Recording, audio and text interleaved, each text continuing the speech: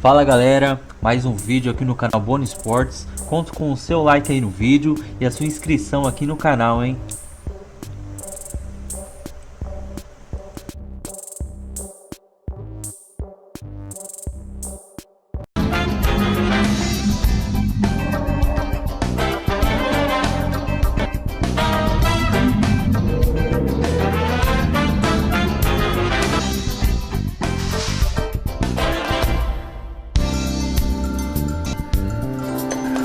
Boa noite, fã de esportes, tudo bem? Tá começando o nosso Linha de Passe desta sexta-feira, pra lá de agitado, porque vai começar o Campeonato Brasileiro já neste sábado, com um jogo com cara assim de final de campeonato, né? Cruzeiro e Grêmio, que são duas das equipes tidas como favoritas para a competição. A gente vai analisar Cruzeiro, Grêmio, claro, vai falar dos favoritos, vai falar das equipes que a gente tem que ter alguma preocupação aí com relação à briga na parte de baixo da tabela, a realidade de treinadores, jogadores, o que aconteceu até agora no ano, para a gente poder fazer uma projeção do que pode vir a ser esse campeonato. Claro, é uma projeção sempre que a gente faz de forma muito cedo, porque tem muita coisa para acontecer, os times dividem atenções com outras competições, tem a janela de transferências no meio do ano, mas a gente está aqui para quebrar a cara, não é isso? Assim como foi o ano passado, evidentemente. Aliás, todos os fãs de esporte sintam-se beijados, porque a nossa hashtag hoje é pra lá de especial, tem a ver com o dia de hoje. Nós vamos colocar na tela aí para você participar desde já com o Beijalinha. Romântico Eduardo Tironi. Não fui eu. Mas você tem inspirado temas românticos. Você é um homem que está sempre apaixonado. Exato. Muito obrigado. Parabéns. Hashtag Beijalinha. Hoje é o dia do beijo. Você quer se manifestar? Sexta-feira 13 também, né? Também, né? Mas aí a gente vai... exatamente. Cuidado. Pode parecer um pesadelo aí, né? Uma coisa, parece um príncipe, depois vira um monstro, né? Ou uma princesa, enfim. Mauro César Pereira conosco hoje, tudo bem, Mauro? Tudo ok. Eduardo Tironi também conosco, homem inspirado do Beijalinha. Arnaldo Ribeiro. Aí. Quantos por cento aí da capacidade? 20%. 20%. Vamos pro jogo. Não tá on fire, mas tá na garra. Sempre. Sangue nos olhos. E o Bertozzi conosco também. Tudo bem, né, Bertozzi? Tranquilo. Tem várias edições do Na Lata hoje. Participe também, que a gente vai responder aqui durante o programa. Tem o favoritaço de Arnaldo Ribeiro. Não só meu. Todo mundo aqui vai apontar qual o seu time favorito para ganhar o título. Mas tem o do Arnaldo Ribeiro, que sempre gera uma... na sexta-feira 13, hein, velho? Não é? Nós damos os favoritos, você dá o favoritaço. Certo. É o favorito dos favoritos. Na sexta 13. Muita expectativa. Você já tem. Tenho. A produção já sabe. Sabe. Você quer dar alguma pista só para o fã de esporte criar uma mais expectativa? Mais pra frente, a gente vai... A proposta é discutir... Isso. Os times, as perspectivas e mais à frente cravar o palpite, não é isso? Isso, exatamente. Depois lá na frente a gente crava. A pista não vai fugir muito. Eu acho que o fã do esporte até já espera. Já pode colocar aqui nessa próxima hora a sua sugestão pela hashtag ou a sua impressão sobre o favoritaço. É verdade, o fã do esporte não quer que o seu time seja apontado favoritaço, porque crê em superstições, tipo da sexta-feira 13, etc. Então. Já tem gente perguntando aqui, ó. Anderson Silva, não é ele, hein? Certo. E o favoritaço do Arnaldo não vai ter? Tem gente já pedindo, por favor, para você não colocar o Grêmio como favoritaço. Tem algumas solicitações aqui. Muito bem, fã de esportes, mas a enquete a gente vai colocar. Vamos nessa? Primeira enquete para o fã de esportes participar conosco no espn.com.br/enquetes. E claro que vai ser o assunto aqui, ó. Quem entra mais pressionado nesse Brasileirão 2018? E são pressões diferentes, tá?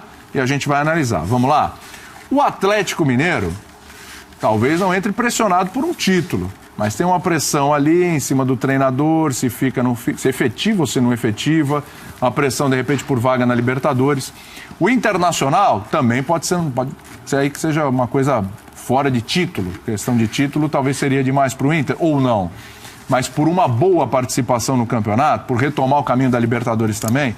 São Paulo também está devendo participação em Libertadores? Ou será que o São Paulo vai brigar aí pelo título? Flamengo, esse pelo título. Mas tem muito torcedor do Flamengo que já não aponta o Flamengo mais na lista dos favoritos. Tá? E o Palmeiras. Definitivamente por título. Definitivamente por título. Tá? Então, aí são tipos de pressões diferentes. E nessa escala de diferentes pressões, Qual entra mais pressionado no Brasileirão 2018? E eu começo desde já. Hoje eu vou começar com o Mauro. Quem entra mais pressionado? Claro, por pressões diferentes. Tem algum outro que você acha que não está na lista aí, ô Mauro? O Inter. O Inter, você acha mais pressionado? Tá. Tá na lista. Vem da segunda divisão, demonstrou fragilidade no confronto com o Grêmio. Já pega o Grêmio na quinta rodada. Quando foi eliminado, agora teve dificuldades contra a Vitória, ainda está tentando ajustar o time. Eu acho que o Internacional, em tese, é o clube que, se tiver resultados ruins no começo, eles vão repercutir muito mal. Sim. A torcida está assustada, não quer, evidentemente, passar por tudo aquilo de novo. E o que aumenta a cobrança em cima do Inter, imagino, é a boa fase do seu rival. Isso, nos últimos anos. Se os dois estivessem mal, estamos aqui abraçados aqui na lama. Mas um está bem, o outro está mal.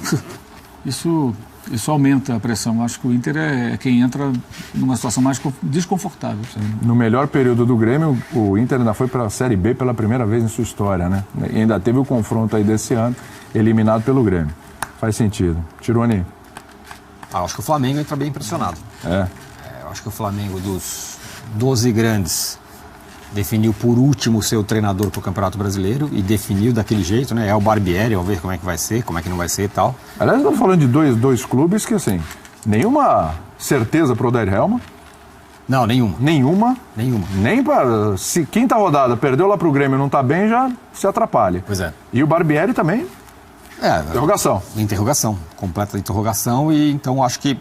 E aí por todo o pacote que vem todo o saco de maldades que vem acontecendo dentro do Flamengo, né? Assim, a eleição esse ano, o Bandeira se agarrando ali ao que resta de apoio que ele tem no poder até o fim da temporada, com essa questão do treinador que é uma incógnita, perdendo um jogador, se não é o melhor jogador do time, talvez o mais regular do time, nos últimos tempos, que é o Everton, que tudo indica está indo para o São Paulo. A pressão da torcida, não aguenta mais esse negócio de quase, tá se recuperando financeiramente e tal. Então, eu entendo que o Flamengo, todos esses times aí, é o que, nesse momento, tem menos um caminho dentro de campo, porque o treinador está começando agora, é um trabalho que vai se iniciar no Campeonato Brasileiro, e com uma pressão enorme de tudo que vem dos últimos anos do Flamengo, em um ano eleitoral. Sim. Por conta disso tudo, eu acho que o Flamengo vai estar bem impressionado. Só explicar uma coisa para o fã de esporte, antes de chegar aqui no Arnaldo e no Bertozzi. O pessoal pode estar questionando, peraí, o Corinthians não está pressionado, é o atual campeão também, o Cruzeiro não tem a pressão de ganhar o título também, por todo investimento. A gente vai chegar em Corinthians, Cruzeiro e Grêmio no próximo bloco, tá? Aqui a gente está falando das equipes, tem vários tipos de pressões, mas no próximo bloco aquelas que vêm de títulos, né? O Corinthians é atual campeão brasileiro, o Cruzeiro é campeão estadual, assim como o Corinthians também, mas atual campeão da Copa do Brasil, o Grêmio também campeão estadual, mas tem o título da Libertadores também, veio de uma Copa do Brasil no ano anterior, então são times que estão numa outra situação. Curioso, né?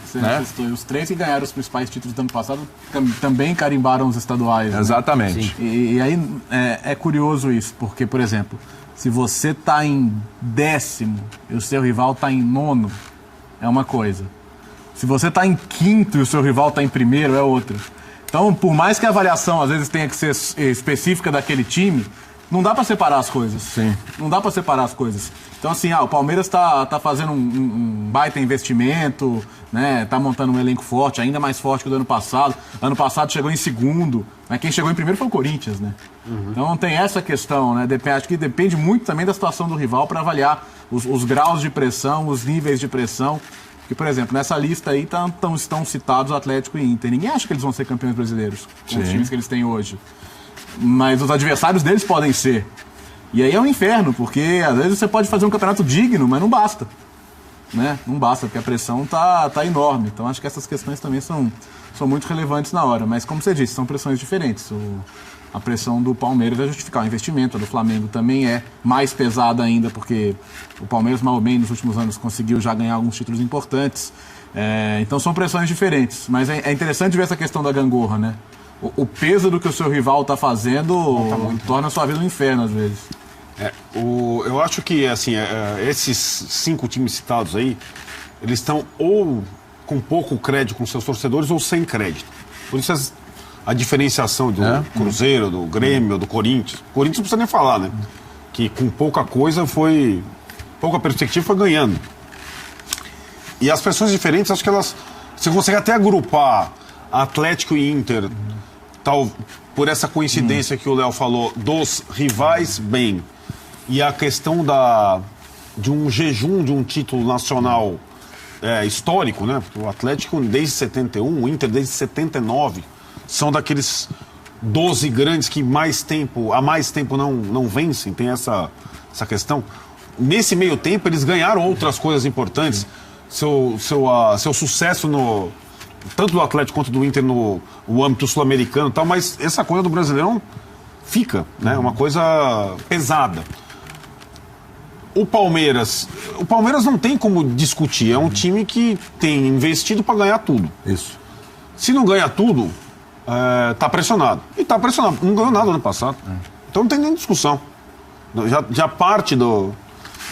E o São Paulo e o Flamengo, eu acho que podem também ser agrupados no aspecto fila, jejum de times muito grandes e populares. Ah, não, o Flamengo ganhou coisas recentes. Ganhou. Mas não são coisas que... do primeiro escalão, digamos assim. Teve uma Copa do Brasil, que ainda não era nesse formato que todos jogavam. 2013. Né? Estaduais. O São Paulo nem isso. Então acho que eles entram nesse aspecto com o torcedor e talvez não estejam também entre os principais favoritos, mas em relação a esses dois pouco importa. A fila, popularidade, pressão por ganhar, ela talvez faça com que desse grupo os dois estejam mais pressionados.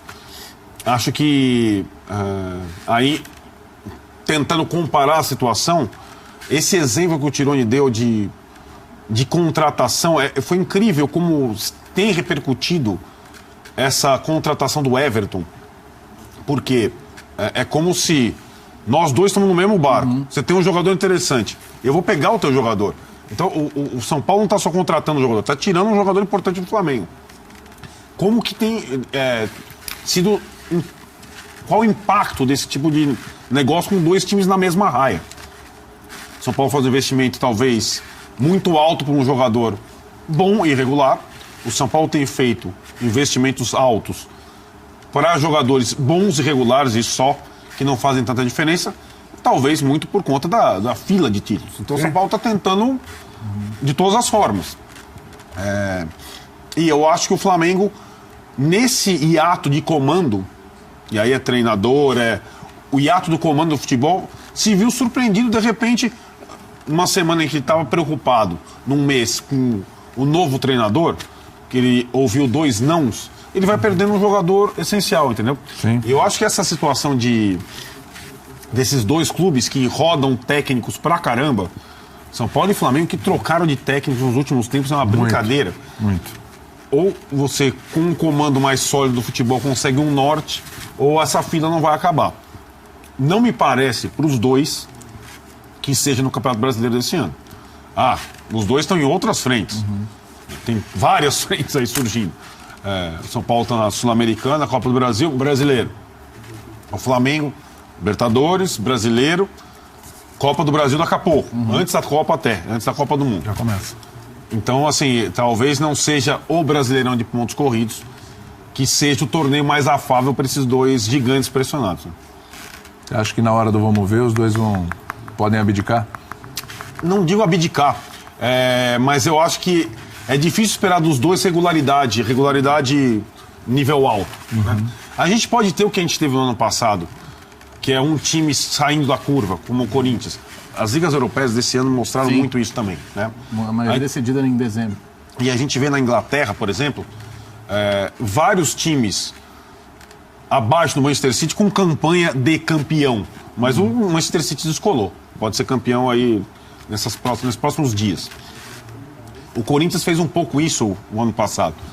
Agora, eu não acho que é abdicar de São Paulo e Flamengo do título brasileiro, mas é talvez não ter condição de ter, por essa falta de planejamento, por essas mudanças. Os caras já trocaram técnico esse ano. Sim. Você largar bem, e a gente até conversava, né, Léo? Esse ano o campeonato tem Tem um ponto de referência ali que é a parada pra Copa. Ponto de referência crucial. São 12 rodadas num intervalo curto. Depois para a Copa. E assim, a Copa começa numa quinta, tem rodada do Brasileiro na quarta. A Copa acaba num domingo, tem rodada do Brasileiro na quarta. Sim. Esse meizinho da Copa do Mundo, entre as 12 primeiras rodadas e o restante, é um mês de ajuste e tal, mas quem vacilar nessas 12 primeiras já não vai ganhar o campeonato. Pode até brigar em outras condições, mas essa largada é muito importante. Os últimos campeonatos têm sido assim, né? Quem larga bem, tá chegando bem lá na frente. O Flamengo está indo largar em Salvador com um técnico ainda se não sabe que isso é o efetivo, com um dos principais jogadores deixando o clube, não embarcou pro jogo, e o São Paulo nem voltou da Argentina ainda. Tá por aí, tá? Jogou lá contra o Rosário pela Sul-Americana, entendeu? E tem o jogo de volta da Copa do Brasil na quinta-feira contra o Atlético.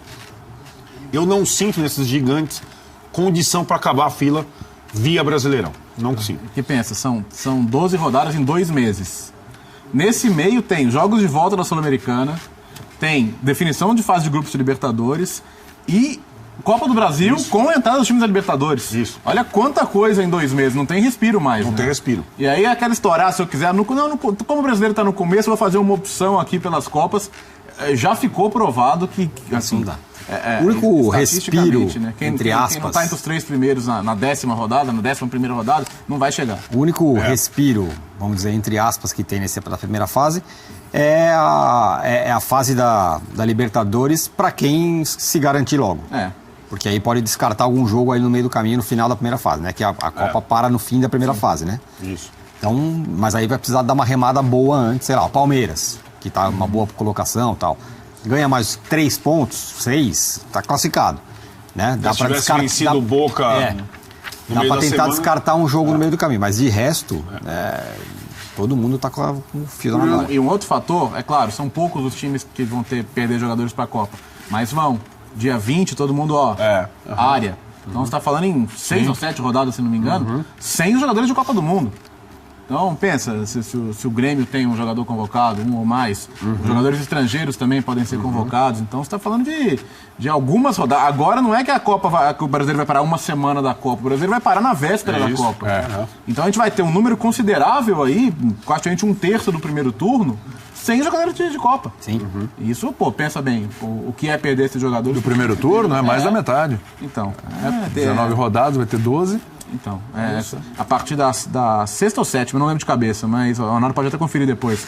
Dia 20 pra frente. É isso, você já não tem seus jogadores de Copa do Mundo. Exato. E pensa como fazem falta. Ó. A 6ª rodada, 19, a última, 20 e 21. É a última com os caras da Copa. A partir da 7ª até a 12ª são 6 rodadas sem os caras de Copa do Mundo. Olha o tamanho do prejuízo pra quem. E a partir da 7ª começam a ter as rodadas de meio de semana do brasileiro. Quando tem uma parada ali nas outras competições. O Mauro, se a gente analisar assim...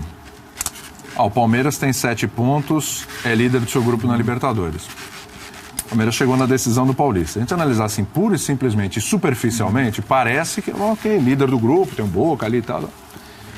Mas em termos de desempenho, me parece que é o pior momento do Palmeiras na temporada, pela sequência.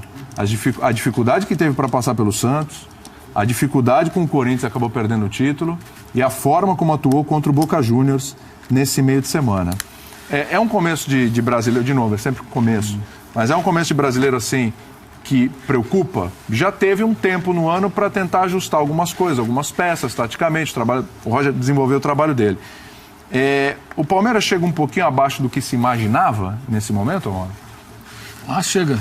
Aliás, é interessante fazer uma comparação. Um amigo meu hoje me escreveu falando sobre isso e eu concordo com ele.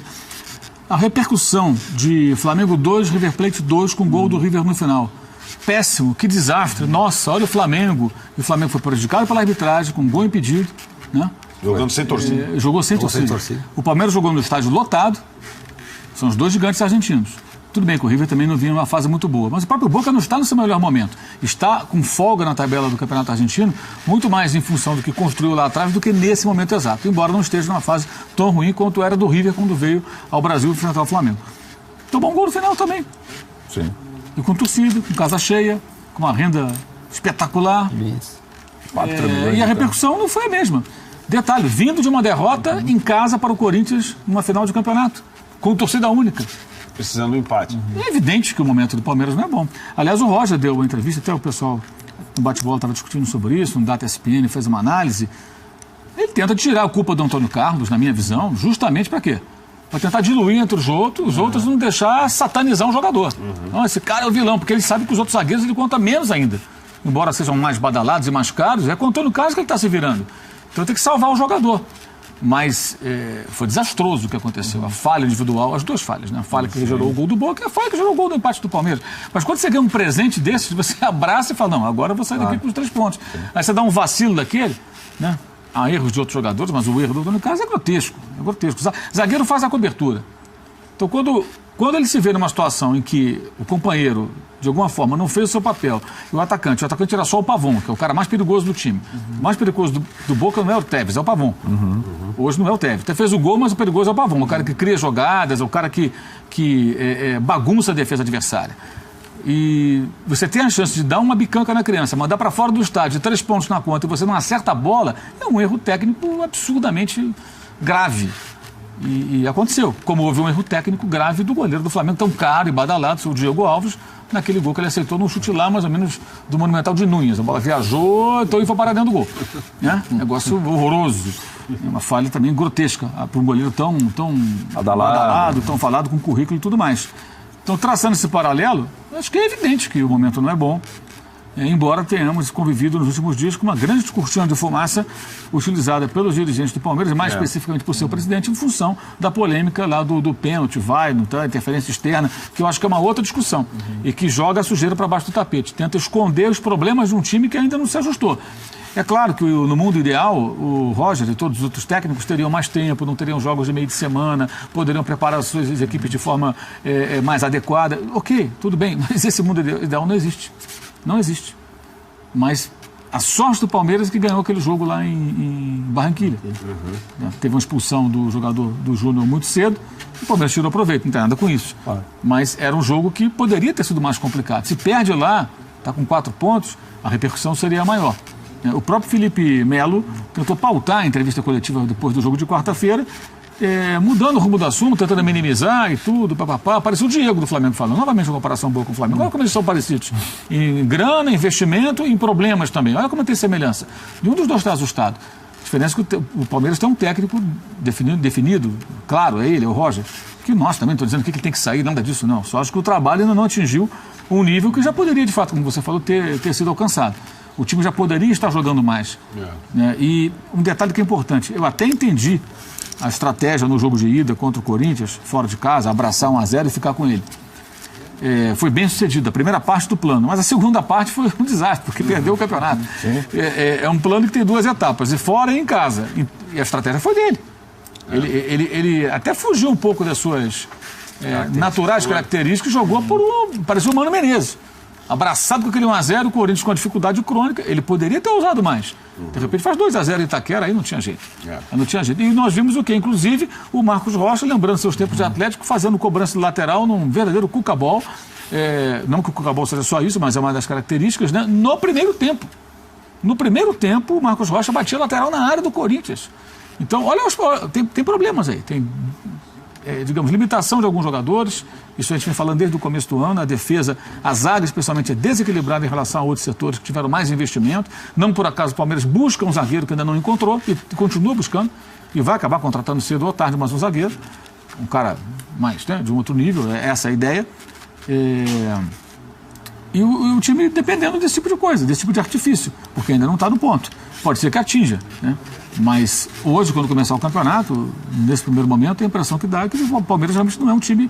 Está muito longe de estar ajustado. Aliás, é um time que faz poucos gols, que tem dificuldades terríveis, né? Embora tenha bons jogadores do meio para frente, mas não tem nenhum super craque, mas tem vários bons jogadores.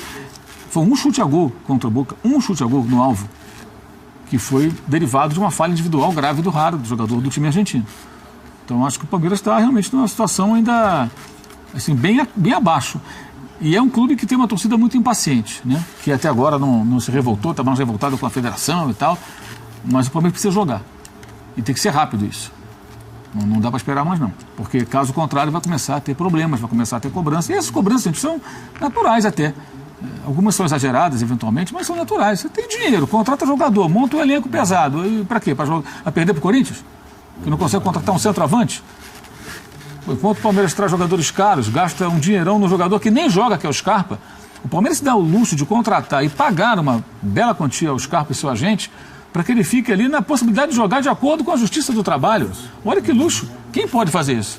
Né? E não consegue jogar, quer dizer, não tem os Scarpa, mas tem outros tantos. Aí perde para um Corinthians que não conseguiu contratar nenhum... O Júnior Dutra, o Alex Teixeira veio, mas virou uma espécie de Drogba, Anelka, sei lá o quê, foi embora, né? E o Corinthians vai lá e come o bife, gente. Quer dizer, é claro que está devendo, isso é evidente, mas isso não está ainda no destaque da manchete por conta dos assuntos paralelos. Isso, de certa forma, o dirigente, o presidente do Palmeiras especialmente, não conseguiu empurrar um pouco o problema para adiante, mas não adianta empurrar muito. Se o time jogar, beleza. Se não jogar, tiver dificuldades nas primeiras rodadas, é evidente que vai haver muito questionamento. Como sempre, o que segura aí, não só o Palmeiras, mas também o Palmeiras, são as outras competições, né? Enquanto estiver lá nas outras competições, esse negócio fica meio na penumbra, né? A situação, se está jogando bem, se está jogando mal. Como foi ano passado, né? A hora que cai, tomou uma cacetada lá da Ponte Preta, aí cai técnico, aí muda tudo e tudo mais, e aí, né? Então, enquanto esses times estão agarrados e acho que isso vale para todos, né? Vale para o Flamengo, vale para o Palmeiras. Quando estão agarrados às outras competições, ninguém... Não tem a pressão total, né? Ainda vamos ver. Se o castelinho de cartas vai caindo, né? Eu só acho que o Palmeiras, diferentemente dos demais, quase todos os demais, no campeonato mãe, o brasileiro, pelo tipo de investimento, é um investimento para ganhar o campeonato. Sim. E o discurso interno do Palmeiras, o Paulista não era prioridade, acabou ganhando uma proporção porque entrou o Corinthians na final. Claro, não queremos fazer como no ano passado. Isso é uma coisa importante que difere o discurso interno do Palmeiras em relação a 2017. Ano passado, perdeu a Libertadores, foi considerado um fracasso completo e o Palmeiras ainda tinha chance de buscar o brasileiro, tanto que acabou com o vice-campeonato. Mas não soube lidar com isso. Então a mudança foi: nós vamos para 2018 para ganhar o brasileiro, o Campeonato Mãe. Sem desprezar a Libertadores, evidentemente. Mas vamos ganhar o Campeonato Mãe, a Libertadores, aquela coisa, um mata-mata, uma jornada ruim, uma bola vadia, um pênalti, etc. Então, assim, eu acho que todos esses pressionados, quem se preparou, quem montou o time para ganhar o brasileiro de pontos corridos, 38 rodadas, foi o Palmeiras. Então, o campeonato ele é tão extenso que ele dilui essa responsabilidade. Mas o Palmeiras entra sim com essa responsabilidade. E assim, às vezes você consegue avançar no brasileiro, conquistar pontos, estar no bloco de cima, mesmo sem jogar bem. Mas não dá para você ser campeão sem jogar bem. Não. O próprio título brasileiro do Palmeiras, que teve muito questionamento quanto ao nível do futebol do time praticado, o Palmeiras precisou jogar bem uma boa parte do tempo, sobretudo o primeiro turno, quando abriu vantagem e jogou bem para ser campeão. Não dá para ser campeão em 38 rodadas sem você jogar bem pelo menos uma boa parte do campeonato. Então o Palmeiras tem essa missão. E eu acho que o que talvez confunda a cabeça do torcedor palmeirense é que na montagem da equipe desse ano, alguns jogadores eram considerados cruciais para esse aumento do nível do time. Lucas Lima, o principal. Talvez seja a principal discussão, né? É o jogador que veio para desequilibrar. E agora já há uma confusão em relação ao potencial dele. Já é questionado até a titularidade do Lucas Lima, né? Assim, o planejamento dessa temporada não pode ser todo em cima de uma competição que um dia ruim te mata, cara. Os ensinamentos já estão aí para todo mundo ver. E assim, às vezes você pode jogar bem a competição inteira, Libertadores que seja, a Copa do Brasil. Você pode chegar invicto, ganhando de todo mundo, na final você empata 2 jogos, perde nos pênaltis, um abraço. Sim. O brasileiro, mal ou bem, se você tiver regularidade, se você jogar mais bem do que mal, se você jogar bem fisicamente, com a sua melhor condição, você pode ter um dia ruim. O Corinthians teve dias ruins ano passado, contornou porque fez os pontos. Então, acho que é básico isso. A não ser, claro, você seja o Real Madrid, você acorde um dia 20 pontos atrás e aí beleza, vamos tudo para outra competição. Uma coisa é, se eu chegar na segunda metade do brasileiro tiver 20 pontos atrás do líder, Que até mesmo menos que isso, dava pro Palmeiras ter remado ano passado e buscado, né? Eu acho que essa é uma lição Quase importante. chegou, né? Podia ter chegado, inclusive. Teve um confronto direto com a esperança de chegar. E olha, ele estava bem atrás, quer dizer... acho que isso ensina, né? Ensina que você não pode nunca negligenciar o brasileiro. Vamos ver, eu fico só um pouco preocupado com essa questão da premiação da Copa do Brasil, que é super alta também. Muita gente vai abraçar. Eu não entendo se dá mais importância à Copa do Brasil do que o brasileiro, como muita gente fez já. Mas por isso que eu falo, acho que até a questão da Copa do Mundo vai, na hora que voltar da Copa, muita gente já vai estar com as prioridades até muito claras. Embora eu acho que seja cedo, muitos clubes vão começar a olhar para, eu tô nos oitavos da Libertadores, não tô. Tô na Copa do Brasil, não tô. Esse recorte na Copa vai indicar muita coisa. Ano passado, por exemplo, o São Paulo caiu das 2 Copas e só tinha o brasileiro e mesmo assim se complicou. Mas pode acontecer com muita gente. A Copa do Brasil vai ter já alguns confrontos pesados agora. Sim. Muita gente que chegar à Copa do Mundo não vai mais estar na Copa do Brasil. Talvez tenha gente que não esteja na Libertadores mais. Então acho que isso são questões importantes. Sobre o Palmeiras, acho que agora sim. Se tem alguma coisa positiva dessa mudança de foco, é que pelo menos a corneta não está suando. E poderia haver corneta suando nesse momento, porque o rendimento não é bom. Mas isso vai até a página 3. O time tem que jogar bem. Jogando bem vai ter os resultados. E acho que cabe ao Roger também fazer o que ele fez lá no começo do ano, que é não olhar na cara. Se ele olhasse na cara, não era o Jailson no gol, não era essa dupla de zaga, né? Ele não tinha dado mais oportunidades, por exemplo, ao William, que é um jogador que chega um, chega outro, tá sempre rendendo e jogando bem. Então acho que a questão principal é essa, assim. Tá na hora de repente, não olhar na cara, o Lucas Lima. Viu a bola que o Guerra meteu ali pro Keno? É a bola que eu espero de você.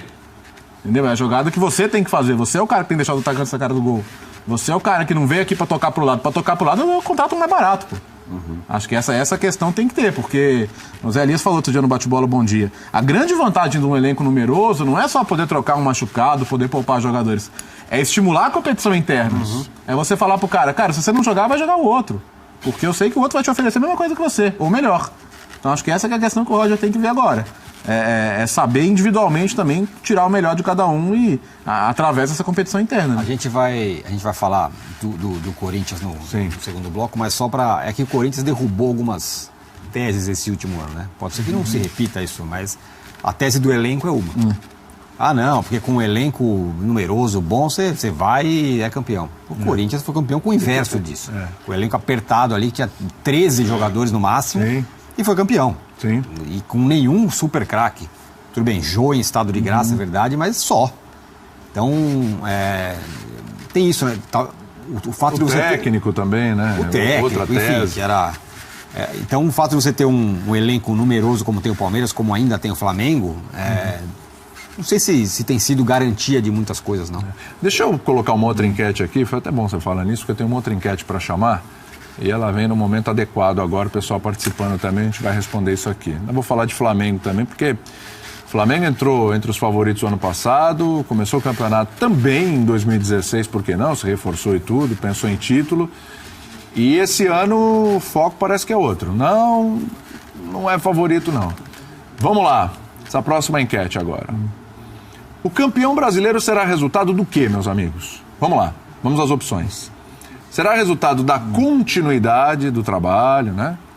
Do investimento no elenco ou da força nos bastidores, né? Sobrenatural do futebol aí, hein? Pra onde você acha, Mauro, que é a mais lógica aí? É a continuidade do trabalho, é o investimento do elenco ou é essa força nos bastidores que o Arnaldo tanto fala? Isso é mais um mata-mata, Eu acho que 38 rodadas. é um pouquinho de cada um, não tem uma coisa que determine, né? Investimento, se for bem utilizado, continuidade nem sempre significa resultado. Tem muito clube começando o campeonato sem a menor convicção de ter continuidade. O Flamengo é um exemplo disso. Você muda um Inter, técnico e até melhora. Não existe uma receita. Existem teses de manual. Tem que seguir a continuidade, o técnico tem que ficar. Isso no manual é beleza. Na prática nem sempre funciona. Ainda mais num campeonato maluco como esse, que os times são transformados no meio do ano e, como o Arnaldo já destacou, tem a Copa do Mundo no meio para bagunçar mais o coreto, entendeu? Uma parada longa no meio. E bastidores, depende. Se tem disputa muito acirrada ali, aí os bastidores vão pesar mais ainda, né? Aquela coisa, a escala de árbitros, entendeu? Como as pessoas se comportam, adiamento de jogo. Esse jogo aqui, quero mudar e tal. O Palmeiras, por exemplo, não posso jogar, quero mudar essa data para poder jogar no Allianz, não quero jogar no Pacaembu. né? Outros não têm força, vai não sei para onde, assim, para citar só um exemplo. Então acho que é um pouco de cada coisa, né? No caso específico do Flamengo, o Flamengo não tem nada, tem rumo nenhum, né? O Flamengo hoje tem uma matéria hoje, louco, né? matéria do Vinícius Castro no UOL hoje, que é muito impactante, né? Ele revela os bastidores da reunião que houve do presidente do Flamengo com os jogadores, sem a presença do vice-presidente, no dia seguinte a eliminação do time no Campeonato Carioca para o Botafogo, né? Na quinta-feira da Semana Santa. E o relato do nosso colega, do Vinícius, é de que o Bandeira de Melo, o presidente do Flamengo, ele pediu ajuda aos jogadores, né? E o que aconteceu ali? Os jogadores estavam imaginando que o Serol ia passar cortando todo mundo. Porque já tinha cortado o Moser, o Jaime, o cara lá da preparação física, lá, um amigo lá que eu esqueci o nome dele, desculpa, o preparador físico. Rodrigo Caetano. E o Rodrigo Caetano. Então poderia sobrar para alguns jogadores. Eles estavam preocupados, achando que a chapa ia esquentar, que ia chegar lá o vice-presidente lá, sabe, com um machado na mão. Mas chegou o presidente e pediu ajuda, segundo a matéria do UOL. Help. Ajuda os jogadores, quando era para cobrar veementemente dos jogadores e mostrar para eles, por exemplo, aqui ó, o Flamengo deixa de faturar X de premiação que ganharia sendo campeão carioca. X de renda mais ou menos estimada de um Maracanã lotado. Tanto do patrocinador A que paga um bônus quando o time é campeão, tanto disso, tanto daquilo. Olha, fizemos uma estimativa aqui, tantos milhões deixamos de ganhar por conta do resultado de vocês ontem em campo. Não conseguiram fazer um gol no Botafogo. O Pikachu fez 2 gols em 30 minutos. Vocês não fizeram um gol em 90 minutos. No mesmo Botafogo. No mesmo Botafogo, com todas as dificuldades do Botafogo. Estão satisfeitos? Estão orgulhosos desse trabalho? Acham que isso está de acordo com o Flamengo? Alguém aqui acha que está bom isso? Essa é a conversa. Esse é o papo reto. Aí, me ajudem, meu último ano, pelo amor de Deus. Então o que aconteceu? Os caras chegaram lá com receio. De repente, alguns até com medo. Vai sobrar para mim. De repente, está tudo em paz, continuam protegidos. 4 cabeças rolaram, mas vocês são os meus meninos, está tudo bem. Que isso, gente?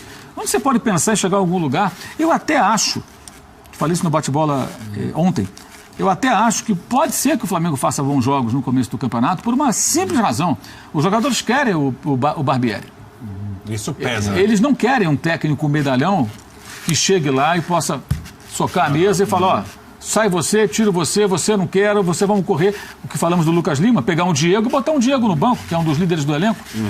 Diego, tá jogando nada, banco. O que a Aguirre fez com o Diego Souza? Não vai para a Argentina. Vai ficar aqui, Cueva. Acabou. Banco. Então você traz um cara desse, o cara chega com moral, de repente não é interessante para alguns jogadores. Então você só vale para vários. Claro. E eles querem o Barbieri. Não tem, coitado. O cara está começando a carreira. Tem uma chance dessa, comandar o Flamengo no começo do campeonato. Depois do que aconteceu com o Fábio Carille no Corinthians, o que ele vai pensar? É minha chance, vai que dá certo. Eu entro no mercado. Se eu consigo fazer um bom trabalho, que eu seja o Zé Ricardo. Ele foi pro Vasco, o Saulo foi pro Vasco. Vai que amanhã eu fico no Flamengo um tempo e eu vou pro Fluminense. É legal? Ótimo. Sai de um grande pro outro. É a minha chance de entrar. E ele está certíssimo, ele tem que fazer tudo para fazer um bom trabalho. Aí os jogadores, quando querem um técnico, muda de figura. Toda discussão de preparação, tática, tudo isso depende de jogador afim.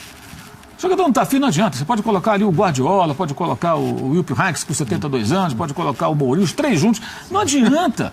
Não adianta. O cara não quer. O jogador, quando quer derrubar técnico, não está afim. Não estava afim do Carpegiani. Estavam cansados do Carpegiani, não gostavam dos treinamentos, que até a Gabi Moreira trouxe a informação antes da demissão dele, que estavam insatisfeitos com o sistema de jogo. O 4-1-4-1 não é legal e tal, tem que voltar para marcar, só tem um volante. Quer dizer, o Manchester City joga assim, mas os bonitões do Flamengo não podem jogar assim. Né? Tem volante só. De Bruyne dá canelada, dá carrinho, divide, rouba a bola. Davi Silva também, 2 dos melhores meios do mundo, que vão jogar na Copa do Mundo. Mas os campeoníssimos lá do Flamengo, do Ninho do Urubu, não pode. Não, botar 2 volantes ali e tal, o Jonas e traz o Márcio Araújo de volta, só que está faltando. Então, a realidade ali é que o Flamengo não tem nenhum planejamento vencedor. Mas pode até funcionar, por quê? Porque o Flamengo chegou em 3 finais ano passado. Porque tem bons jogadores. Tecnicamente, os caras são bons. O elenco não é ruim. Então, consegue superar algumas dificuldades no jogo coletivo e alguns erros crassos cometidos na gestão do futebol por conta disso. Como é que o Flamengo eliminou o Botafogo na Copa do Brasil? O Berri, que é um jogador muito irregular, mas que tem os seus momentos, fez um drible espetacular no Vitor Luiz, que está no Palmeiras de novo, que voltou, e o Diego chapou para dentro do gol. Uma ótima jogada, uma ótima finalização, 1-0, levou a classificação. Foi assim que aconteceu. E outras vezes isso aconteceu. O talento de um ou outro jogador e tal. E o time também tinha ali alguns predicados, embora muito distante do que tinha que ser. Agora não, agora começa com um técnico que, coitado, está tentando batalhar o espaço dele. Mas como os caras o querem, eu imagino que eles vão correr, vão se empenhar, vão fazer o que ele pedir. Qual o perigo disso aí? É virar um segundo Zé Ricardo, não do bom sentido da coisa, que foi brigar pelo título em 2006, o título da Série A. Ficar amigo dos caras. É virar refém dos caras, é refém que é a palavra. refém. Como assim refém? Esses caras me ajudaram. Aí lá na frente tem um que tá mal, chegou um reforço, tem que barrar um ou outro. Pô, não posso barrar esses caras me ajudaram. Pô. E o que acontece ali? O grupo é muito fechado, muito unido. No domingo, eles jogaram sábado em Goiânia, amistoso com o Atlético, né? 3-1, Atlético Goianiense. Chegaram por volta de 1 da manhã ao Rio de Janeiro. No domingo estavam reunidos 8 jogadores na casa de um dos líderes do elenco, digamos assim. E a informação que recebi que dessa conversa falavam bem do Barbieri, estavam cansados do Carpegiani e que o Barbieri, tem que ficar, eles querem o cara. Então vão correr por ele. E se ele montar uma boa estratégia e mostrar competência como treinador para montar uma boa estratégia de jogo para essas primeiras partidas, o time pode conseguir bons resultados. Porque depende muito disso. O cara tem lá toda a teoria. Os treinamentos são modernos, são melhores do que o do Zé Ricardo. Não duvido, não conheço o trabalho dele, posso duvidar disso. Então, digamos que nesse aspecto ele agradou aos jogadores. E eles assimilaram e querem o cara, eles vão correr com ele, pode funcionar. Mas lá na frente, se ele tiver que fazer uma escolha, aí é um problema. Que era o problema. O Zé, ele era meio que refém daqueles caras, os protegidos do presidente. Mexer com eles era difícil, muito difícil. E acabou sendo ruim para ele, porque ele acabou espirrando do mesmo jeito. Então tem uma hora que o técnico vai ter que ter coragem de fazer aquilo, olha, não vai dar. Agora acho até que pode funcionar no começo, por linhas tortas. O Flamengo tem dessas coisas, né? 2009 é uma história assim. Sim. Por que o Andrade não virou técnico? O elenco meio que assumiu o time, né? O Petkovic mandava para chuchu ali dentro, né? E a coisa foi, tinha muitos jogadores maduros e tal, e o time foi e andou. E ganhou uma Copa do Brasil com o Jaime na boca do túnel. Sim. Só uma proeza, né? Espetacular. Você ganhar a Copa do Brasil com o Jaime de técnico. O Jaime cortado. Pode ser uma ótima pessoa, mas não é um técnico de futebol. Não é um cara capacitado. E ganhando de adversários que estavam todos bem colocados na Série A. Naquele ano, o Flamengo jogou contra times que estavam bem colocados. Bons times naquele momento. Eliminou o Cruzeiro. Eliminou o Cruzeiro. O Goiás estava bem colocado. O Botafogo estava bem colocado. Todos acima dele na tabela do Campeonato Brasileiro. Sim. E aí decidiu com o Atlético Paranaense que eliminou os 2 gaúchos, por exemplo. E foi campeão. Então, acontecem essas coisas. Pode ser que funcione. Eu acho que fundamentalmente por isso. Mas não dá para você imaginar no longo prazo, até no médio prazo, êxito num ambiente de um elenco, que o elenco tenha o controle da situação. O elenco não pode ter controle da situação. Elenco unido e que segue a liderança de um bom dirigente, um dirigente ativo, que cobra, que chega junto e que também reconhece, elogia e enche a bola do cara que quando vai bem, que se dedica, e um técnico que tenha também capacidade e um perfil de liderança, é legal. Jogadores unidos e seguindo ali a hierarquia. Porque tem um cara que comanda aquela bagunça, não pode ter cada um por si.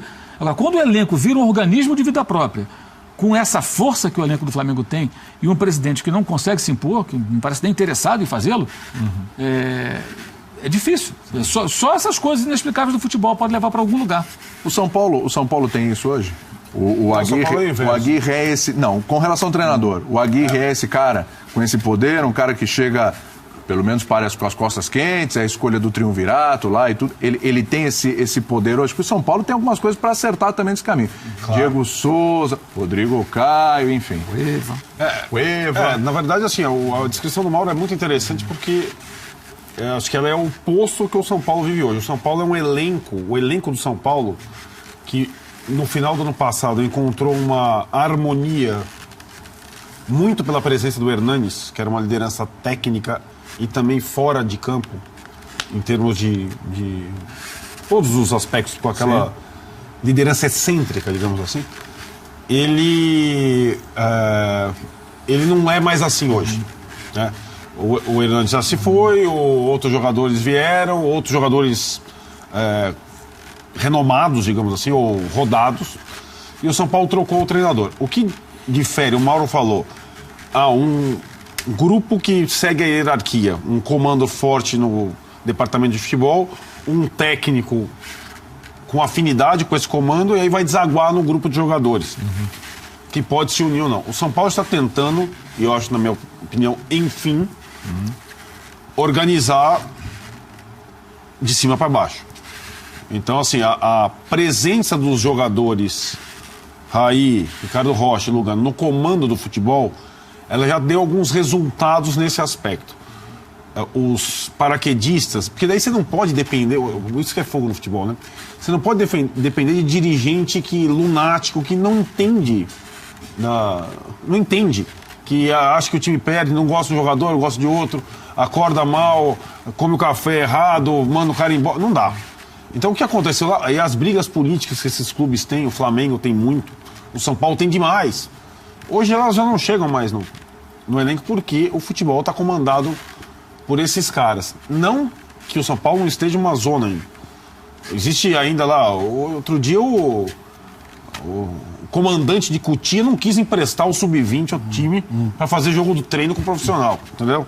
Para dar uma ideia da coisa, como é que é lá, como é que funciona aquela pirotecnia. Agora, no seu treinamento, dali pro vestiário, pro jogo, tem funcionado uma harmonia. E que o treinador agora é o treinador que esses caras queriam. Né? Então, quando o Aguirre chega, ele não tem compromisso com ninguém. Só com esses 3 caras. Sim. Então, o Aguirre já tinha analisado um pouco o elenco do São Paulo. Ele, na verdade, o que o Dorival falou nas entrevistas e não conseguiu implementar na prática, ele não dá para jogar junto. Mas ele tentava insistir e não barrava, certo? Não dá para jogar junto, o que eu faço agora? Não, se vira. O que o Aguirre mostrou desde o início é que, o óbvio, Diego Souza, Nenê e Cueva são bons jogadores, cada um com as suas características, mas que jogam no mesmo lugar. O melhor lugar para eles é atrás do centroavante. Eles são 10, números 10. Os 3 são. Tem time que não tem nenhum, São Paulo tem 3. E o que ele falou? Vou eleger um para jogar e ser meu jogador diferente, e os outros, um vai ficar no banco e o outro vai ficar esperando a oportunidade. Ele fez isso. O Nenê, de repente, o Nenê, que foi escolhido, muito bem, passou a ser o melhor jogador de São Paulo.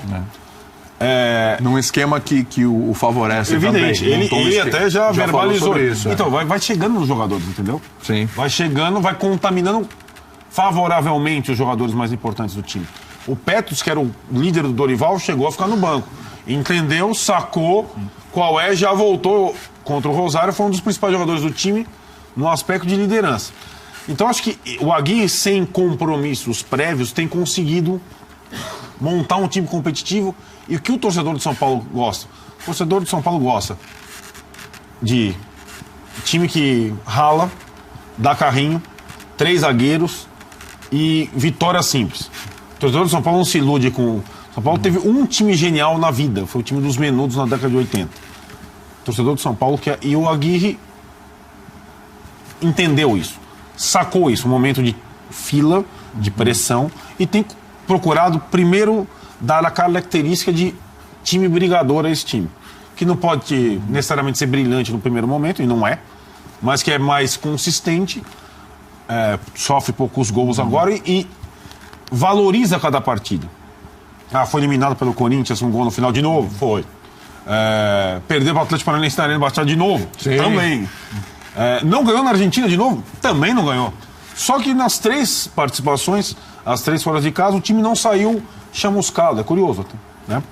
E acho que tá claro para mim o plano na cabeça dele. O Léo falou dos jogadores que vão para a Copa, o Cueva vai para a Copa. Falta um mês para a Copa. O Cueva vai ficar no banco, entrar em algumas partidas e depois a Peru e sabe se lá se continua ou não. O Diego Souza vai ser importante só nesse momento, quando o Cueva sair. Aí passa a ser o reserva do Nenê. E o time vai mudar, o time vai ser um outro tipo de time. Rodrigo Caio, aí você tocou um bom ponto. Rodrigo Caio nunca foi exatamente uma liderança. Ele é um jogador que tem a raiz no clube, né? Então aquele cara que surgiu lá no Sub-15 e virou o cara com mais partidas pela equipe até então. Ele nunca foi exatamente um líder. Ele é um jogador querido pela turma de Cotia, pela turma do Morumbi, Só que ele não é um jogador inquestionável hoje. Sim. A concorrência para ele em relação à zaga do São Paulo é grande e os zagueiros do São Paulo, os demais, estão jogando mais do que ele. Sim. É claro que o episódio de Rosário, a expulsão é até cruel, porque foi uma expulsão patética. o árbitro ali... Aí foi erro de arbitragem. Foi. Exagero da arbitragem, claramente, né? Se eu soubesse o histórico da vida do Rodrigo Caio, cara não não podia. teria expulsado o Rodrigo Caio. Não, exatamente. Qual a possibilidade dele falar... Ele viu o sangue e se apavorou. Esse negócio de o árbitro pensa uma coisa, daqui a pouco ele vê, tem um corte, não, então é vermelho. Possível alguém expulsar o Rodrigo Caio achando... Também nunca vi ninguém subir com o braço fechado, foguetinho. Nunca vi isso na minha Mas vida, o time se comportou bem, de novo, sem o Rodrigo Caio. E acho que, de fato, eu acho que a eventual barração do Rodrigo Caio não é um ato de comando do Aguirre. Seria um ato técnico. Se ele achar que o outro zagueiro joga mais. E outra, o Rodrigo Caio pode ser beneficiado pela adoção do esquema com 3 zagueiros. Não fosse, hoje quem joga mais? Militão ou Rodrigo Caio? Militão. Arboleda ou Rodrigo Caio? Arboleda. A discussão já é com o terceiro, Bruno Alves ou Rodrigo Caio, entendeu? Não tem, os outros dois não tem discussão. Então, aí é uma questão que ele... E eu acho que ele não tem amarra, se ele achar. Digamos, vou jogar com 2 zagueiros e o Militão vai ser zagueiro, o Rodrigo Caio vai sobrar. Por uma questão técnica, aí é uma questão de comando. Entendeu? Sim. É a minha opinião. Bom, a gente tem que falar do Cruzeiro, do Grêmio e do Corinthians. Então, fazer um intervalo. A gente tem os gols mais bonitos, gols internacionais, a nossa lista. A gente faz um intervalinho agora, voltamos. Você participa na hashtag Beija... Oh, que beleza. Beija, que coisa maravilhosa, hein? E a gente... romântico. Não é? Tirone sempre muito romântico. Sem a calça mágica ele conseguiu. Sem a calça mágica. É que agora é uma coisa que não vem da calça, vem do coração. Vem do coração. Isso, que homem, né? Vamos para o intervalo, voltamos já. Não vem da calça.